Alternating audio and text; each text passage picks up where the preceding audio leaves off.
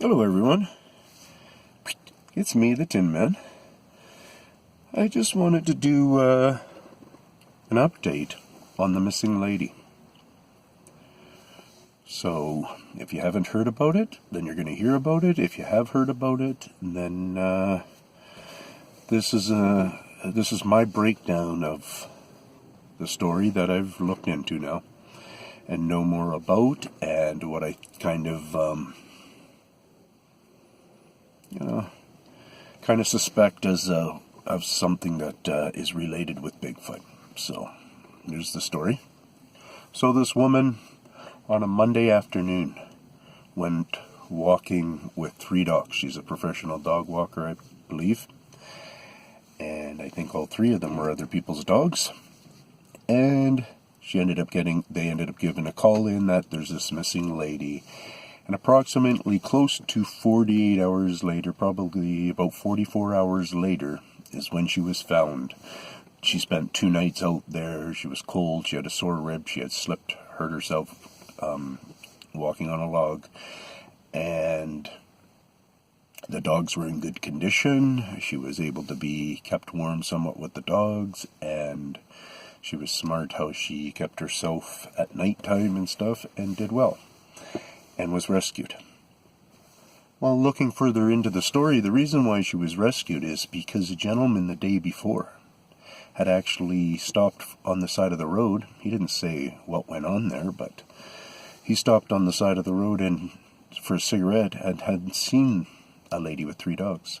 And then he's at home and made note of that, seeing it on the news or something like that, did a call-in of it, and helped them come to that area, because as far as I'm getting it, I haven't looked into it in a map way, but as far as I'm getting the information, she traveled a very long distance into a watershed type area where people aren't even, it's restrictive for us, people to be going in there unless you're doing whatever kind of work or you got permit to be in there.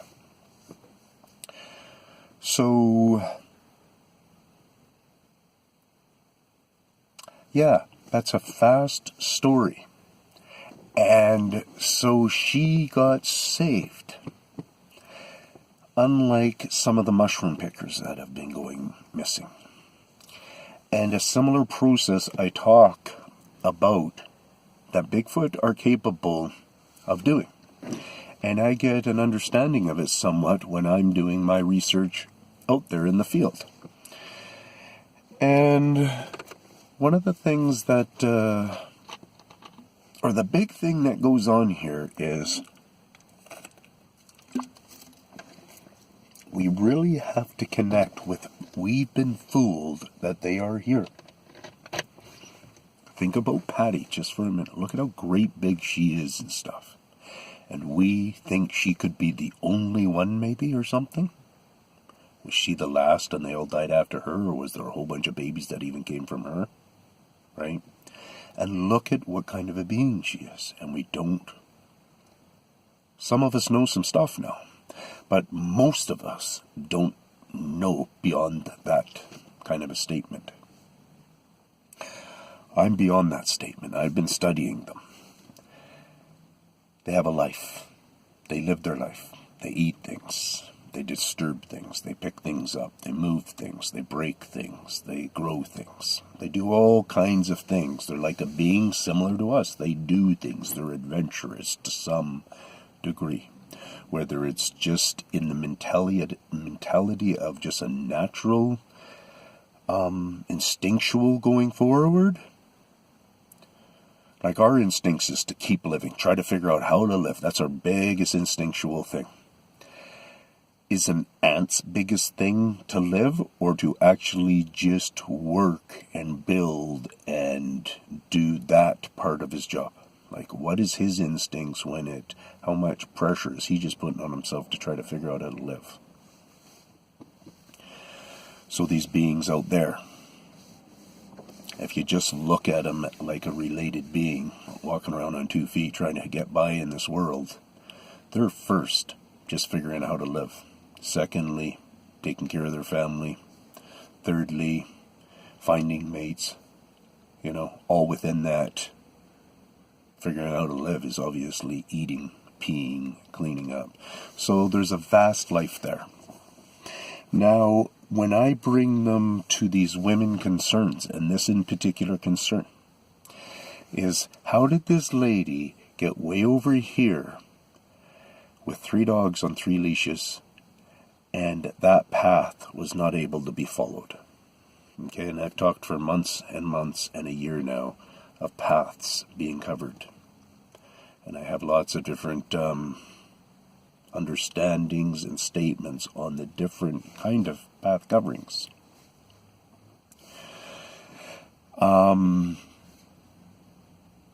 Another thing is that she was so off of trail herself. Like, what was her usual adventure that she knew as a usual, and she would do that walk and go home? Like, where did she go off?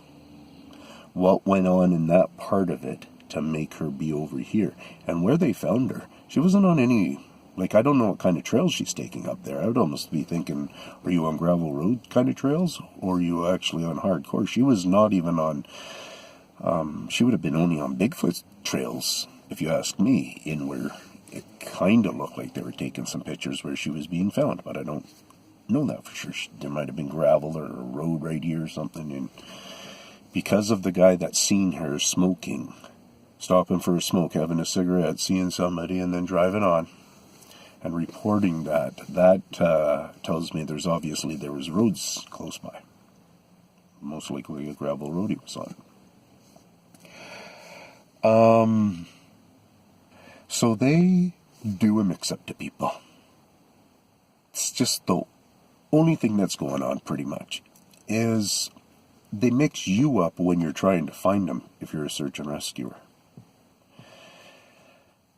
How exactly? I don't know. I'd have to stand and talk to you, ask you a bunch of questions, find out what the environment is telling you and stuff.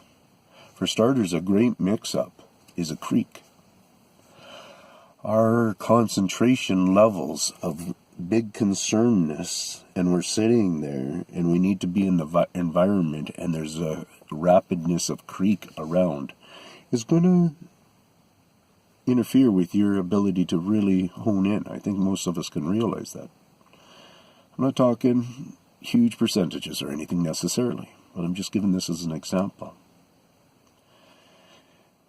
Bigfoot themselves take advantage of a creek area, especially rapidness, because of the noise, how it affects us, and how they've tested and realized that noise does affect us. They're constantly testing, so they're always trying to figure out you. So while you're out there searching for her, or them, or whatever you're doing, they are also keeping an eye on you.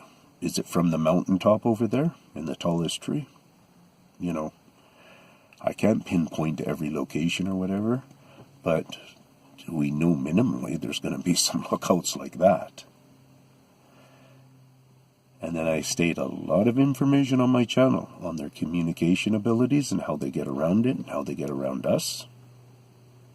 So that lady and those dogs basically got stirred up, got fooled up somehow, got off a track, and couldn't put themselves back on track. And for some reason kept making choices to go further off a track.